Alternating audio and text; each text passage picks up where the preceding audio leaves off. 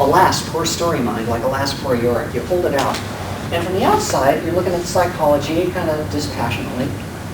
But there's somebody in that mind, there's somebody in that story mind, somebody who is that sense of self that knows, I think, therefore I am, or I think, therefore I think I am.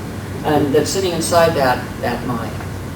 And you could maybe try that, step in and see what it's like to be that way.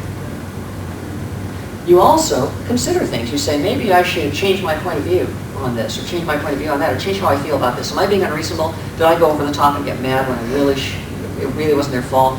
And I now can see that I misinterpreted things and I should change my attitude because this person really isn't the ogre I thought, so I'll have a different feeling about them. When you discuss it, there's this other side of yourself. You haven't changed yet. You're not jumping over there and being there. You're considering it. You're looking at, what if I alter myself that way? Is that who I want to be, or do I want to be who I am? Okay? And we all do that. These are all represented in the story. And then we have a little argument with ourselves inside. We consider it back and forth, and ultimately, one of us will win. Okay? It's sort of like, you're schizophrenic. Oh, no. Okay, anyway, the thing is that these elements are in there. If you look at a story, or a story mind, it's a battle, a dramatic battle, like watching it from a hilltop.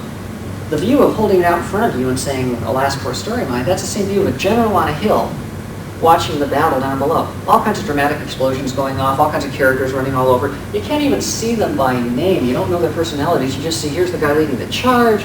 Here's the guy who's trying to, on the opposite side, stop him from doing that. Well, that would be the protagonist and antagonist. Here's the guy out there, obviously, coming up with strategies. That's the reason character. Here's the character who's out there going, oh, the humanity. That's the emotional character, So you've got all these people on the field at play, and you look at them, not dispassionately, you might say that, but more objectively. You try to stand back and see what's going on, as we do with ourselves, when we try to say, how am I that as others see me?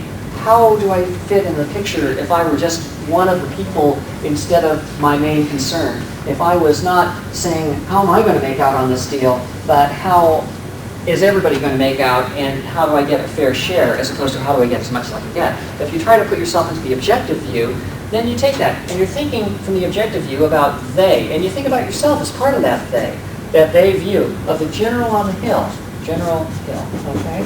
And there, you're standing up here on the hill, watching this dramatic battle going off down below with a lot of little characters running around doing things, and that's when you see them by their functions as protagonists and antagonists and reason and emotion, not as Joe and Sally or as this kind of personality or that.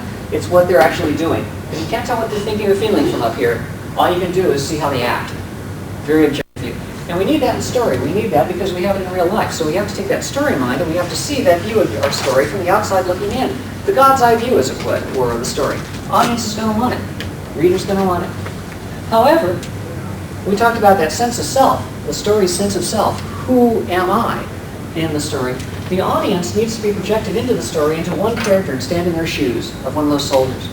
They have to stand there and feel, this is what it's like to be in the story.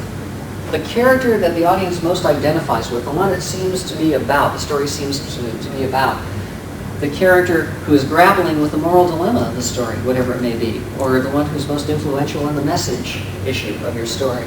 That character, when you go away from that objective view and you see all the grand strategies, and you jump down into the shoes, zoom down into the shoes of one of those soldiers on the field, that's the main character of your story. It doesn't have to be the protagonist. Protagonist, we talked about, is our sense of initiative. That's the character leading the charge, okay? But there's a lot of other people on the field, and we can see the battle from any one of their eyes, from any one of their positions. We don't have to stand in the shoes of the protagonist. As we'll see later, that's what a hero does. A hero is a protagonist who is also a main character, who's also a good guy. I mean, a real melodramatic collection of things makes the stereotypical hero. But in fact, like in To Kill a Mockingbird, we'll have an example in a minute, we don't see it through the eyes of Atticus in To Kill a Mockingbird, the Southern lawyer trying to defend a black man wrongly accused of raping a white girl in 1930s the South. We don't stand in the shoes of Atticus, that lawyer who's doing the righteous thing. We stand in the shoes of his young daughter Scout and see all that happens through her eyes, a child's view of prejudice. And so she's the main character. She's the one who we occupy their position in the field. And in so doing, we get a different view on what's going on than if we were standing in the shoes of the protagonist, seeing things through his eyes. So that's the second view, and that's I, the I view. and that's the main character, or one of the soldiers on the field.